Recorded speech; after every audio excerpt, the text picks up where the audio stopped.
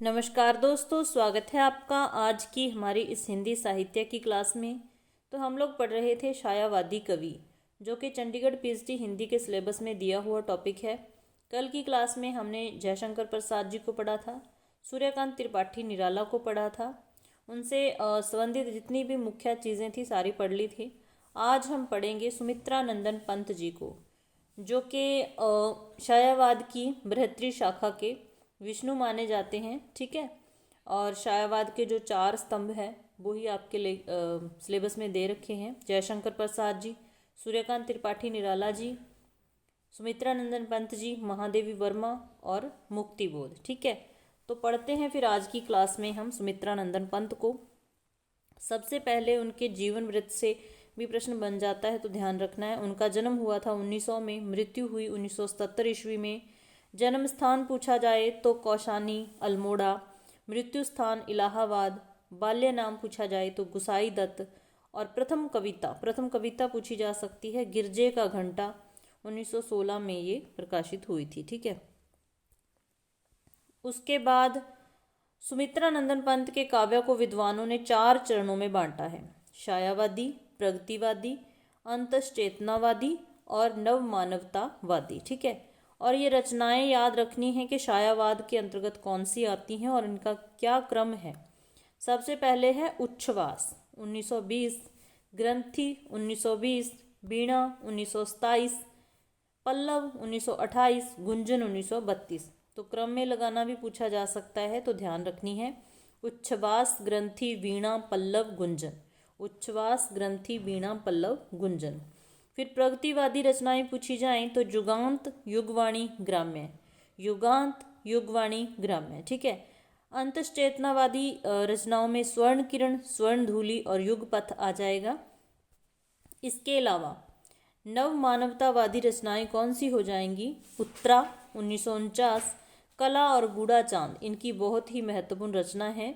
ठीक है, अतिमा और लोकायतन चिदम्बरा, जो मतलब कि नव मानवतावादी रचनाएं हैं, इनकी सारी ही महत्वपूर्ण हैं।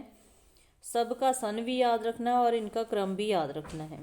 सुमित्रा नंदन पंत की प्रथम छायावादी रचना पूछी जाए तो उच्छ्वास हो जाएगी। ठीक है, तथा अंतिम छायावादी रचना पूछी जाए तो गुंजन हो जाएगी। सारे ही महत्वपूर्ण पॉइंट है। अगर क्लास हेल्पफुल लगे तो एक बार लाइक जरूर कर दिया करो। सुमित्रा नंदन पंत जी ने लोकायतन नामक महाकाव्य महात्मा गांधी जी के जीवन पर लिखा। तो सीधा सीधा ही पूछा जा सकता है कि इनका जो लोकायतन महाकाव्य है वो किनके जीवन से जुड़ा है? तो महात्मा गांधी जी के।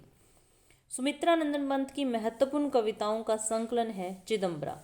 ठीक है, शीर्षक से प्रकाशित हुआ था। इस पर ही इन्हें भारतीय ज्ञानपीठ पुरस्कार भी मिला हुआ है। ठीक है, कब मिला ये भी ध्यान रखना है। सुमित्रा नंदन पंत जी को चिदम्बरा पर भारतीय ज्ञानपीठ पुरस्कार मिला है और इनकी महत्वपूर्ण कविताओं का ये संकलन है। सुमित्रा नंदन पंत कृत पल्लव की भूमिका को छायावाद का घोषणा पत्र मैनिफेस्टो कहा जाता है। किसको? पल्लव को छायावाद का घोषणा पत्र। पंत जी को संवेदनशील इंद्रिय बोध का कवि भी कहा जाता है। सुमित्रा नंदन पंत मूल रूप से अरविंद दर्शन से प्रभावित थे। तो उसके बाद आती हैं महादेवी वर्मा।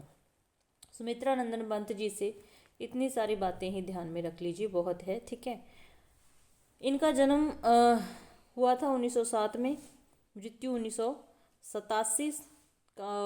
जन्म स्थान फर्रुखाबाद, मृत्यु इलाहाबाद। पिता गोविंद प्रसाद और उपाधि आधुनिक युग की मीरा। ठीक है, ये पॉइंट याद रखने हैं। महादेवी वर्मा को हिंदी के विशाल मंदिर की वीणा पाणी कहा जाता है। महादेवी वर्मा को हिंदी के विशाल मंदिर की वीणा पाणी कहा जाता है। इनकी महत्वपूर्ण कृतियां हैं निहार, रश्मि, नीरजा। इनका भी क्रम ध्यान में रखना है और किस किस वर्ष ये प्रकाशित हुई है। ठीक है, इनका रचना वर्ष याद रखना है। निहार, रश्मि, नीरजा, सांध्या गीत, यामा, दीपशिखा, सप्तपर्णा। तो ये सारी ही रचनाएं ध्यान में रखनी है। महादेवी वर्मा कृत यामा में उनके निहार, रश्मि, नीरजा और सांध्या गीत के महत्वपूर्ण गीतों का संकलन किया गया है। तो यामा में क्या है? निहार, रश्मि, नीरजा और सांध्या गीत के महत्वपूर्ण गीतों का संकलन है। किसमें? यामा में। निहार, रश्मि, नीरजा और सांध्या गीत। ठीक है। यामा पर महादेवी वर्मा को भारतीय ज्ञानपीठ पुरस्कार मिला हुआ है, ये मोस्ट इम्पोर्टेंट पॉइंट है। महादेवी वर्मा कृत सप्तपर्णा में ऋग्वेद के मंत्रों का हिंदी काव्यानुवाद संकलित है। ठीक है। अयोध्या सिंह उपाध्याय हरिऔध ने महादेवी के प्रथम काव्य संकलन निहार की भूमिका सन 1930 में लिखी थी। तो निहार की भूमिका लिखने वाले कौन हैं? हरिऔध हैं। इंपॉर्टेंट पॉइंट है, ध्यान रखना है।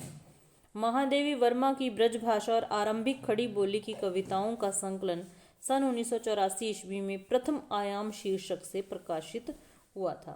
महादेवी वर्मा की ब्रजभाषा और आरंभिक खड़ी बोली की कविताओं का जो संकलन था 1984 में प्रथम आयाम शीर्षक से प्रकाशित हुआ था। ठीक है।